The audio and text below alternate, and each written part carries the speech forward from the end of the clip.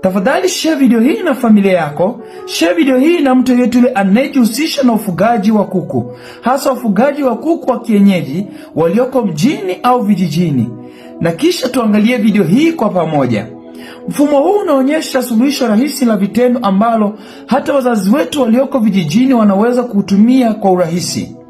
Unaweza kuona jinsi chupa plastiki ya lita 1 kawaida inavyotumika. Kwanza unaondoa mfuniko, kisha unatoboa tundu dogo, kisha andaa kopo lingine kwa ajili ya bezi ya chini kama jinsi unavyoona. Muundo wake ni rahisi sana na hauna gharama kubwa. Unaweka chakula cha kuku ndani ya chupa ya lita 1 kisha unabandika na kuining'iniza. Ikishaning'inizwa, chakula hutoka taratibu kadri kuku wanavyokula. Mfumo huu unaweza pia kutumika kwa maji. Ni rahisi sana kutengeneza na unafaa kabisa kwa matumizi ya wale watu wanaoishi vijijini. Unazuia chakula na maji kumwagika hovyo hovyo na kuku hufurahia kuutumia. Wow.